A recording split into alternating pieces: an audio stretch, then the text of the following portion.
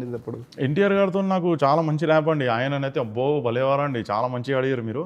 ఆయన అసలు చాలా ఫ్రెండ్లీగా ఉంటాడు పాపం. కామెడీ ఆయన క్లోజ్నెస్ కాదు, క్లోజ్నెస్ అయితే చాలా కామెడీ ఫ్రెండ్లీ, చాలా ఫ్రెండ్లీగా ఉంటాడు. నాకు జైలు అవకాశం బాబీ గారు అబ్సల్యూట్లీ చెప్పినా కదా, బాబీ గారు నాకు మంచి ఏదో ఆయన సినిమాలో చిన్న చిన్న అవకాశాలని పిలుస్తూ ఉంటారు, ఇస్తూ ఉంటారు. ఏదో పెద్ద క్యారెక్టర్ కాకపోయినా సరే ఇస్తూ ఉంటారు. అట్లే నాకు దానికి వచ్చింది సర్దార్ గబ్బర్ సింగ్ తర్వాత ఆ సినిమాకి పిలిచారు, లుక్ టేస్ట్ చేశారు, అయిపోయింది. ఫస్ట్ డేనే ఎన్టీఆర్ గారికి అరే బండవేదో వదిలిపెట్టరా అని చెప్పేసి నేను ఆయనకి ఎత్తుకొని పరిగెత్తే సీన్, అదే మీరు చూస్తే పరిగెత్తే సీను. నేను పరిగెత్తిన తర్వాత రామన్ హౌస్లో చాలా స్మూత్ ఉంటుంది, కింద జారి పడిపోతే దెబ్బలు తాకుతాయి. ఓకే, డూప్ని తీసుకొని 2 సార్లు పరిగెత్తిన, ఆయన ఎక్కేశాడు పైకి. ఆయన ఎక్కేసి చేసిన పక్కకి వెళ్ళి కూర్చున్న టాయిలెట్ చూసి పిలిచారు, డూప్ని ఎత్తుకొని చేశాను 2 times, అయిపోయింది. 3వ సారి ఆయన ఎక్కాడు. నమ్మకం లేదు ఎత్తుకొని ఉరుకుతాడో లేడో అని చెప్పి, అందుకే డూప్ని ఎక్కిచ్చారు. ఎరికిన ఆయన డూప్ ఇంకా వెయిట్ ఉన్నాడు, దాని తర్వాత వెయిట్ ఉంటాడు అబ్సల్యూట్లీ, ఈనాటి పక్క ఉంటాడు. డూప్ ఎక్కాడు, డూప్ ఎక్కిన తర్వాత ఓకే అయిపోయిన తర్వాత హీరో గారు ఎక్కారు 3వసారి.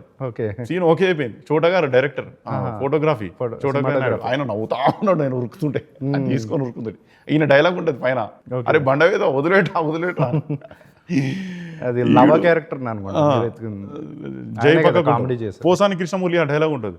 వాడు ఒకసారి ఎత్తుకుంటే అసలు వదిలిపెట్టాడు, ఎవరిని ఎత్తుకుంటే ఆడు అంతే అని చెప్పి డైలాగ్ ఉంటుంది. ఆ సీన్ అయిపోయింది. చూసుకున్న తర్వాత పిలిచి డైరెక్ట్ హీరో గారు పిలిచి, మా బామ్మడిది కూడా ఎత్తుకోలేదు పెళ్లిలో, నువ్వు ఎత్తుకున్నావు రేమో, నేను చాలా హ్యాపీ ఫీల్ అయినా, మంచిగా వచ్చింది సీన్ అని చెప్పేసి. అట్లా జైలు అవకాశం మంచి ట్రాక్. ఛాన్సేపు నేను మాట్లాడలేదు.